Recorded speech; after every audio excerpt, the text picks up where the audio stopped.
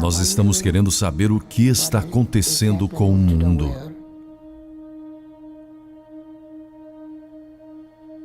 Tudo está mudando. A própria ideia do ser humano como algo natural é um conceito que realmente vai mudar. Nossos corpos serão tão high-tech que não seremos capazes de realmente distinguir entre o que é natural e o que é artificial. Dentro de nossas próprias cabeças está o mais complexo arranjo da matéria do universo conhecido.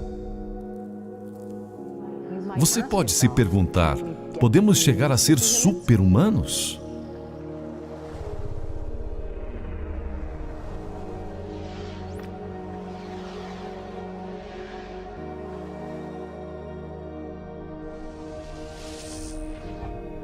A quarta revolução industrial. A revolução industrial original foi impulsionada pela descoberta de que você poderia usar os motores a vapor para fazer todos os tipos de coisas interessantes. Isso foi seguido por resoluções adicionais para eletricidade, computadores e tecnologia da comunicação. Estamos agora nos estágios iniciais da quarta revolução industrial, que está unindo sistemas digitais, físicos e biológicos. Algo sobre a quarta revolução industrial é que isso não muda o que estamos fazendo, mas nos muda.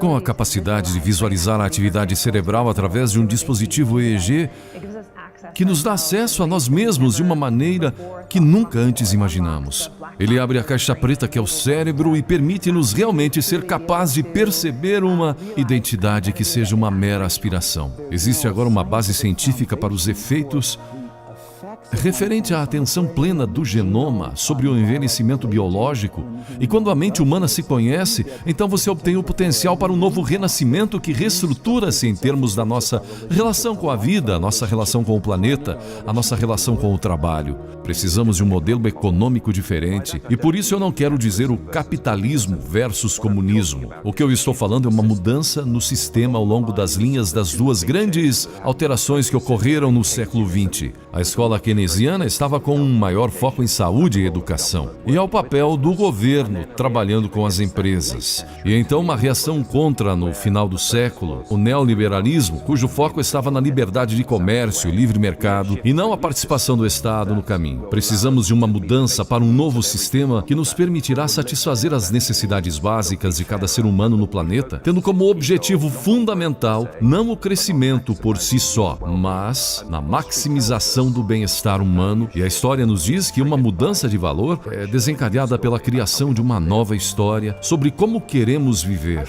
Eu vejo a economia circular como algo que se encaixa em estreita colaboração com a meta da humanidade para ser inovadora, criativa e sempre progredir. Podemos usar o rastreamento de ativos, podemos usar a impressão 3D para permitir que esse modelo econômico de materiais e alimentação volte à economia e realmente desdobrar o crescimento.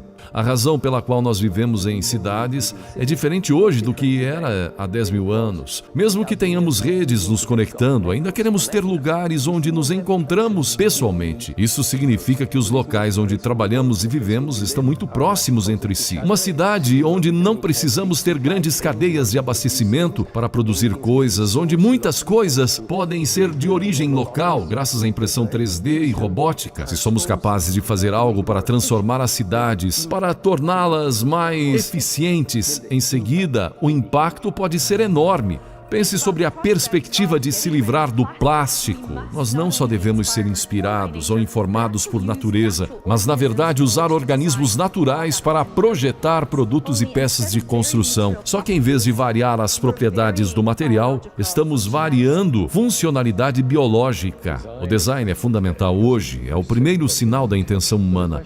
A questão de acrescentar qualidade à quantidade não é simplesmente uma questão de circular coisas que são potencialmente tóxicas. Ele está circulando coisas seguras, coisas saudáveis para todas as gerações. Portanto, o objetivo já não é eu quero ser menos ruim, menos monótono, menos inseguro, menos injusto. Trata-se de um mundo diversificado, seguro, saudável e apenas com ar limpo, água limpa, solo limpo, energia limpa. Estamos lutando para preservar o nosso clima frágil de danos irreversíveis e devastação de proporções inimagináveis.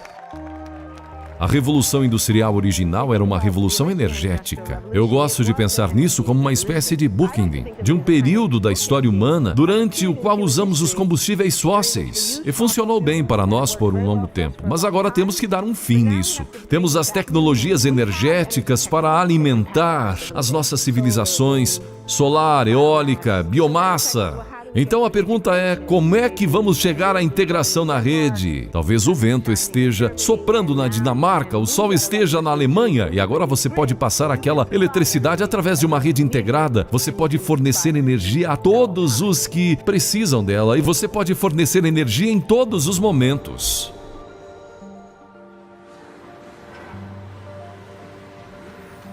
Caminhando por aí você vê coisas diferentes, coisas unidas ao corpo. Eles usam um monte de coisas que os ajudam a levantar e mover as coisas para o carro. Nós apenas sentamos lá e programamos alguma coisa. E eles têm sua própria mente fixada para seguir em frente e fazer tudo. Em seguida, como seres humanos, nós apenas entramos e damos um passo extra para ajudar a tecnologia. Não é a solução para tudo. Há definitivamente um monte de operações nas quais pessoas têm melhor desempenho. Mas para as aplicações certas, a robótica é uma grande melhoria no processo. A previsão de 5 milhões de empregos perdidos em 2020 para a tecnologia é grave. Mas não é a questão principal. Construção, manufatura, serviços, saúde pública e educação. Essas indústrias ainda existirão. A principal questão é qual será o futuro do trabalho. Como é que vamos definir o trabalho? Como vamos compartilhar a riqueza? Do ponto de vista do trabalho ou emprego, agora nós calorosamente precisamos de uma nova educação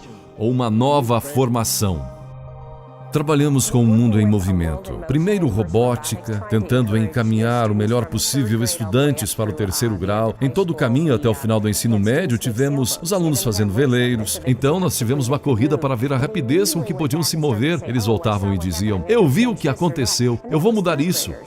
Isso era com os alunos do terceiro ano. Acabo de dar um prêmio para um jovem de 18 anos que descobriu algo realmente muito único. Ele apresentou como obter melhor produtividade e melhores rendimentos para as sementes de milho. E assim ele basicamente veio com a ideia de que se você perfurar essas sementes, você vai ter mais alimentos. E você pensa sobre isso, mas ele não foi para a universidade. Então como é que ele conseguiu todo esse conhecimento? E ele me disse, quer dizer, eu tenho assistido o YouTube desde os 12 anos de idade. Eu estou tão interessado, eu vi tudo sobre isso, eu li tudo sobre isso. O mundo está realmente aberto para a aprendizagem. A coisa é como você dá o incentivo para os seus filhos para fazer isso.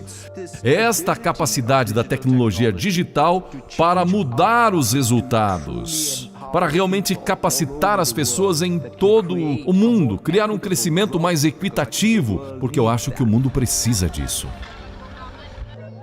A quarta revolução industrial tem a capacidade de fazer as desigualdades ficarem visíveis e torná-las menos aceitáveis no futuro. E espero que para reunir e angariar apoio político também, para tomar a decisão necessária para reduzir a lacuna. Os seres humanos sempre usaram ferramentas, mas por causa dos recentes avanços da tecnologia, estamos começando a ter máquinas que podem nos fazer maiores de maneiras interessantes. Eu fui a primeira pessoa no mundo a ser capaz de mover voluntariamente minhas pernas enquanto pisava com um robô, excitando o sistema nervoso, utilizando estimuladores elétricos diretamente sobre a coluna vertebral. Nós acreditamos que uma cura será possível se bastante das pessoas certas tiverem a vontade de agilizar o processo de cura da paralisia. Tomamos duas coisas do paciente. Primeiro, nós tiramos um raio-x tridimensional e extraímos os dados tridimensionais para que possamos fazer uma peça perfeita. E então nós também tomamos uma amostra de tecido adiposo do paciente e extraímos a célula-tronco. Usamos essas células-tronco com este andaime tridimensional que fabricamos. E depois de 3 semanas temos um pedaço de osso pronto para a implantação. Ser capaz de utilizar a edição genoma para compreender as alterações genéticas que levam ao câncer e tecnologias como a entrega correta do medicamento nas células, recebendo moléculas em determinados tipos de células. A emoção sobre sermos capazes de nos mover mais rapidamente sobre esta doença. Mas uma das coisas que eu acho que é tão essencial para as sociedades livres e abertas é a liberdade de pensamento. Até agora, a conversa que temos tido é em torno da liberdade de expressão. Uma vez que podemos acessar os pensamentos das pessoas, temos de criar um espaço que permita às pessoas pensar livremente, pensar pensamentos divergentes e criativos. E em uma sociedade onde as pessoas temem ter esses pensamentos, a probabilidade de ser capaz de desfrutar do progresso é significativamente diminuída.